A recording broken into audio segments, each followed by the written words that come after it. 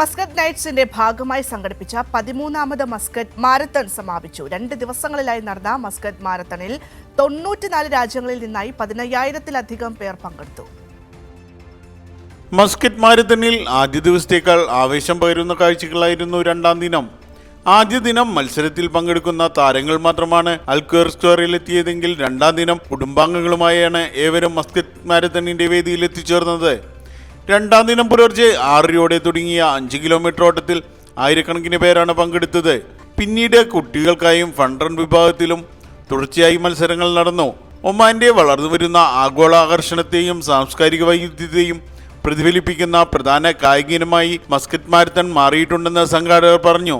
Hosting സ്ഥലങ്ങൾ വൈവിധ്യവൽക്കരിക്കുന്നതിനും ഓട്ടക്കാർക്കും കാണികൾക്കും ഒരുപോലെ മികച്ച അനുഭവം സമ്മാനിക്കുകയും ചെയ്യുന്ന രൂപത്തിലാണ് ഈ വർഷവും അൽക്വയർ സ്ക്വയറിൽ മാരത്തൺ ഒരുക്കിയത്. ഇത് ഞങ്ങളുടെ ACS ആൻഡ് പേസേഴ്സ് എന്ന് പറഞ്ഞ ഒരു റണ്ണിങ് ഗ്രൂപ്പാണ്. ഇത് ഞങ്ങൾ ജസ്റ്റ് തുടങ്ങിയിട്ട് 2018 തുടങ്ങിയതാണ്. ഇന്ന് 200 പേരടങ്ങുന്ന ഒരു ഗ്രൂപ്പാണ് ഞങ്ങളുടേത്. ഇത് എല്ലാ പ്രായത്തിലുള്ള ആൾക്കാരും, വീട്ടമ്മമാരും, ജോലി ചെയ്യുന്ന ആൾക്കാരുമാണ് എല്ലാവരും ഇവിടെ ഉള്ളത്.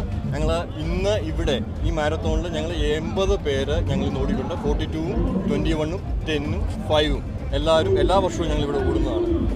ഫ്രൈഡേ ഈവനിങ് എല്ലാ ആഴ്ചയിലും ഇവിടെ 5 മണി മുതൽ 7 മണി വരെ ഞങ്ങളിവിടെ പ്രാക്ടീസ് ചെയ്യുന്നുണ്ട്. എല്ലാവരും പറയുന്നത് ഫ്രൈഡേ ഫാമിലി റൺ എന്നാണ്.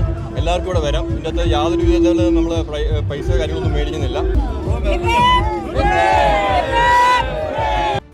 Kairali news, Oman.